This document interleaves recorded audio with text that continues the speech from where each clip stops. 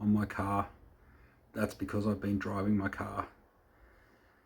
Now I've kicked it down the road a bit. There's a few things I need to fix. So I kind of been avoiding taking it apart because I can't drive it if it's apart. But there's some stuff that just is going to have to change so I can continue to drive and enjoy it without having to worry about it. So here we go. Okay, now when I did build the thing, I had some thoughts in my head that over a period of time I sort of thought, well, I think I'll do that differently. So one thing I did was put my oil filter down here because I wanted it sort of tucked away. It just, whenever you change the oil, it just fucking pisses over everything. And because it's a remote, I can do something different with it. So what I want to do is just flip this up that way. It doesn't matter if it sits, sort of further up here or whatever. Just so I can unscrew the oil filter full of oil, pull it out the bottom, and not have it just tip all the oil that's in the filter all over everything. What else? So the other problem I've got is I built this sort of system to tension the belt. So it uses the backside tensioner just down in here. You just see that bright bit? That's the engine run on the back, and it runs the alternator. Down the bottom here is the power steer. So, two problems. First of all, that means that the belt only travels through about, like as it comes around from the side of the engine and goes up around the power steering, it only travels through about 90 degrees of that pulley, which doesn't give it enough bite on the pulley. So I want it to go around the pulley more. Secondly, puts my power steering fill down here, which isn't bad, but it's a pain in the ass. This looks like shit. Probably needs to get cleaned up a bit. But I sort of, when I did it, I thought I'll put the alternator up high, so I can get to it if I need to, when really it doesn't matter. Like, if I was to replace that alternator, it's brand new when I built the car, it'll be 100,000 k before it has any trouble. So I can get to the back here and just replace the internal reg if I need to. So it's not like the end of the world being if it was down lower. So what my plan is to reposition these two in the opposite spots. So I'll move the alternator down to here, and I'll move the power steering up to here, but I'll also bring it across a bit because it's a bit too close. It doesn't need to be. I've got a lot of space here. I can move it across and get a lot better angle on the belt. Basically, I'm just going to have to give that a go. Now, the problem is I made this massive fucking monstrosity of a thing that went in behind there to hold everything, and all that has to come out and be redone. Now, to make that a lot easier, the radiator should be out, which is okay because my little fan in here needs to be replaced with my bigger one down here. This is my Christmas present from my kids. Yeah, there it is. Great. Look at that. Perfect. Nice spoil pusher. Nice and low profile. Cover a lot more area and should just help the coolant system do its job. It's doing its job perfectly as long as the car's moving. This is just purely for when you're stopped in traffic. I need more fan than what I've got. So I'm going to put this in.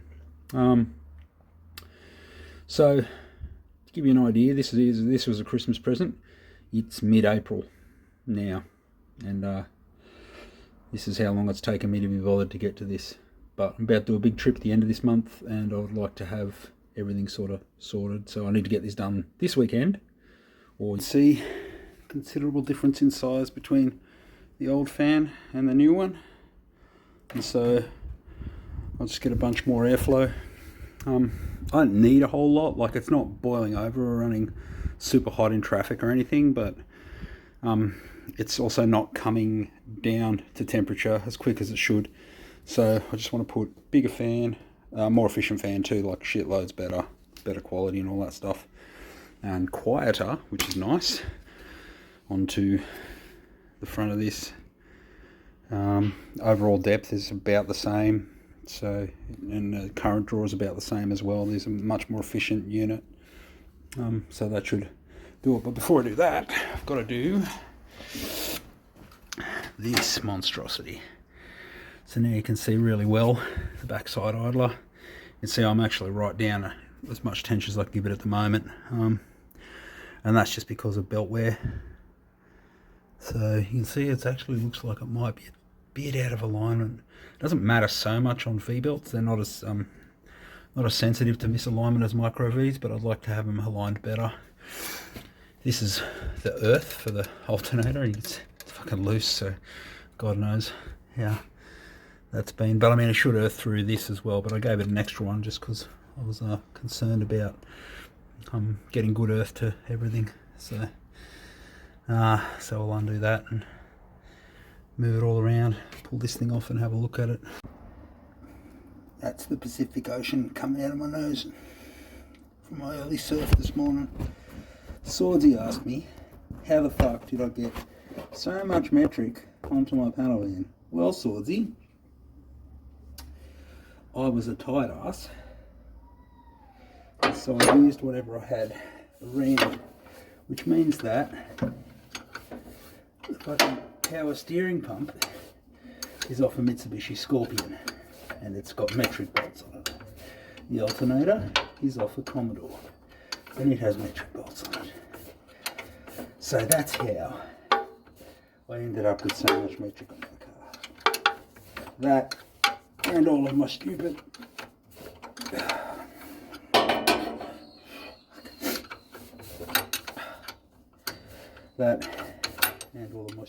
fucking little things that I've added, all of which are mostly metric because it's just easier to get button heads in metric.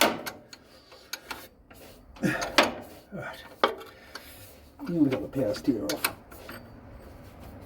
Once it's off, I can have a look at this monstrosity of a thing that I've built, figure out how to modify it so shit runs the other way. Tell you what, get the right bits and the shit just works. It's pretty good. This is that Spoil pusher fan. It actually fits in the space that I had between the radiator support and the radiator. Just tucks up in there. It's absolutely mint. Stoked. I didn't have to cut. I was worried I was going to have to cut. Well, I wasn't worried, but thought I was going to have to cut the radiator support just in the back here for clearance, but it doesn't need it. So I need to get the parts to finish making this hose. I've got the thing up there. See how I've smoothed it and made it a bit nicer. Got the right size belt on it, so it all works. Well, I think it works. I don't have to try it yet. Put the return line on because that's just cut low pressure hose, just transmission cooler hose. We'll build the high pressure side once I buy new ferrules for my fittings, because I cannot reuse the old ones, which is a bugger, but it's okay. Now I also forgot to buy coolant to top up the radiator with, and I think I might need to do something just to neaten up the top of this. So I used to have like a thing there, but then I got rid of it because the well, I could probably put it back in. Davis Craig fella said that I shouldn't, it's because I'm running a pusher, I should not have a shroud on the front. So I took it off and it was correct. It was better cooling at speed. Right, well, it's in, it's done-ish. I can turn lock to lock with the car stationary and there's no squealing, which is great. I don't know how much you can see. Here we go, it's better. So the belt's on. I made the nice little sort of smooth bit so it doesn't look like shit at the top. If you look in the back, in the bottom and under there, it looks terrible, but it does the job. So alternator's lower. It doesn't like sitting that low. Ideally, I push the alternator out further, out towards here. So I'd cut away a bit of the inner guard just to let that sit out and lower a bit. And then the whole thing could sit lower, because right now it's pretty high. And you can see here, this hose is just tapping on the top power steer hose. So I'm going to have to do something there to thinking what I'll do is, if I can find a decent, I'll go for a hunt in Super Cheap or whatever, and I'll look at their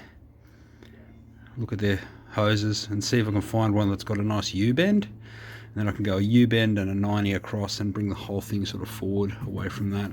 And that'll be perfect. It'll be a bit of a pain in the ass to change the belt, but not the end of the world. Anyway, that's it all in. See the fan there? The fan works heaps better. I can feel the amount of air it's moving is like considerably more. And when the car comes up to temperature, the fan turns on. It's off again in about 15 seconds, which is mint. So before it would stay on for a good solid 40, 45, even a minute maybe, and then shut down. Yeah, you top up my brake fluid, I think.